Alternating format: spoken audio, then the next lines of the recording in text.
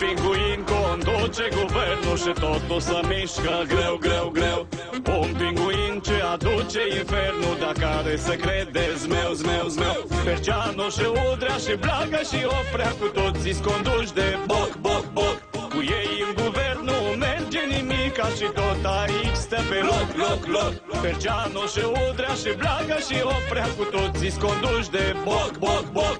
Cu ei în guvernul merge nimica și tot aici stă pe loc, loc, loc. Un pinguin conduce o gașcă care nu are spor, spor, spor. Era mai bine pe vremea lui Ceașcă, acum e ca dracu să mor, mor, mor. Perceanu și Udrea și Blaga și Oprea, cu toții-s conduși de boc, boc, boc. Cu ei în guvernul merge nimica și tot aici stă pe loc, loc, loc. Perceanu și Udrea și Blaga și Oprea, cu toții-s conduși de boc, boc, boc. Cu ei în guvernul merge nimica și totul aici stă pe loc, loc, loc. Mulți dintre ei sunt acolo degeaba, adică îs fix în plus, plus, plus. Și fără ei sigur ar merge treaba, poate am fi chiar mai sus, sus, sus. Perceanu și Udrea și Blaga și Oprea, cu toții-s conduși de boc, boc, boc.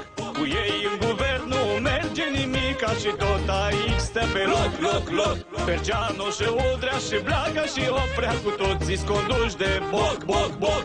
Cu ei în guvernul merge nimica și tot aici stă pe loc, loc, loc.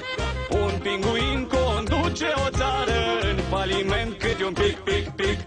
Un pinguin pus a patra oară să ne conducă așa mic, mic, mic. Perceanu și Udrea și Blaga și Oprea, cu toții-s conduși de boc, boc, boc. Cu ei în guvernul merge nimica și tot aici stă pe loc, loc, loc. Perceanu și Udrea și Blaga și Oprea, cu toții-s conduși de boc, boc, boc. Cu ei în guvernul merge nimica și tot aici stă pe loc, loc, loc.